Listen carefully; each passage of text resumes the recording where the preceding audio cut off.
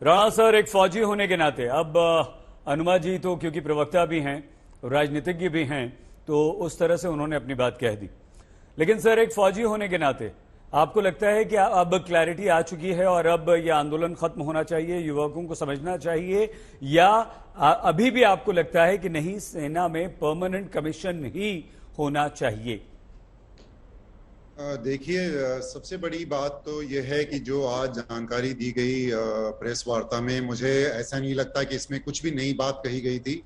ये scheme day one से बहुत क्लियरली लोगों को बता दी गई थी कि किस तरह की स्कीम है।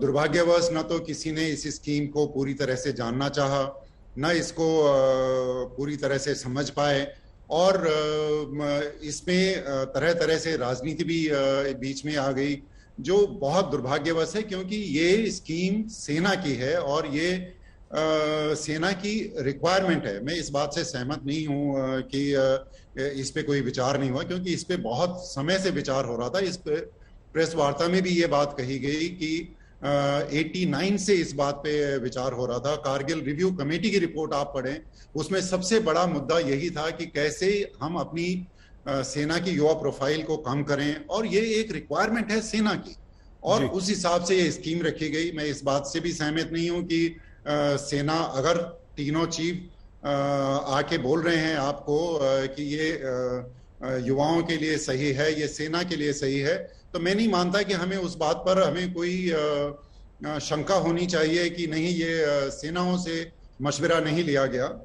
तो और जहां तक आज ही एक मैं राजनेता की बात सुन रहा था, मैं नाम नहीं लूंगा, वो बोल रहे हैं कि अच्छा, इसमें बताइए 90 डेज की छुट्टी दी जाएगी या 30 दिन की दी जाएगी, अच्छा क्या पैसा मिलेगा? ये सारी चीजें 14 तारीख को जब ये स्कीम अनाउंस हुई थी, उसमें ये सारी चीजें बता दी गई।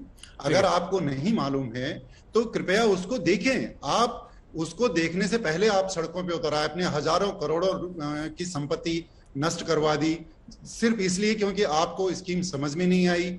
आप स्कीम समझने से पहले आपने युवाओं को बरगला दिया, और ये वही युवा है जिसको हम सेना में लाना चाहते हैं। जो चीज हम सेना में लाके हम जो वैल्यूज, कोर वैल्यूज हम देना चाहते हैं, उसके विपरीत आज ये सब हो रहा है। तो ये मेरा अपना मानना है कि इसमें राजनीति बिल्कुल नहीं होनी चाहिए। मेरी ये दरख्वास्त है युवाओं से भी और राजनीतिक दलों से भी, कृपया राजनीति से ऊपर उठें। इसमें आप देखें, इसमें हर तरह से जो भी प्रावधान है, जो अगर इसमें कोई कमियां हैं, कोई खामियां हैं, बेशक उनको इम्प्रूव किया जा सकता है, जैसे रक्षा मंत्री ने भी कहा। और एक चीज मैं आपके चैनल के माध्यम से ये बता दूं कि इस स्कीम के तहत लगातार इम्प्रूवमेंट का इसमें प्रावधान है, और इसके लिए रक्षा मंत्री को कैबिनेट में भी जाने की रिक्वायरमेंट नहीं है। वो अगर जो भी चाहे इसमें, और ये अभी तो रोल आउट हुई है, अभी इसमें 4 साल का वक्त है उन युवाओं को कंप्लीट करने में। तब तक तो इस स्कीम में कितनी सारी बदलाव, कितनी सारे इंप्रूवमेंट्स अगर हमें लगते हैं तो आएंगे। और जैसे आपने देखा, पहले दिन के बाद से तमाम जो कॉर्पोरेट जगत है, उन्होंने बहुत एक्साइटमेंट इसमें दिखाया है that they will lap up these people. और मैं नहीं मानता कि इसमें हम सफाई वाले और जो स्किल सेट हैं जो उन्होंने गिनाए, उस तरह के आज की जो सेना है, समाप्त कीजिए, अगली बार आपको और मौका देंगे, को मेंटेन और सस्टेन करती है। तो स्किल सेट्स आर ट्रेमेंडस, और कई सारी चीजें हैं जो उसको सीखने को मिलेगा उसकी कोर वैल्यूज के अलावा। राणा सर, नेक्स्ट राउंड में आप अपनी बात और कीजिएगा, क्योंकि कर्नल दिनेश नैन भी हमारे साथ हैं। कर्नल नैन सर, आपको लगता है कि बहुत राजनीति हो गई, अब क्लैरिटी भी आ गई, आप इस क्लैरिटी से कर्नल नैन सहमत हैं? सर, आप युवाओं के गुस्से को शांत करने के लिए कुछ कहेंगे?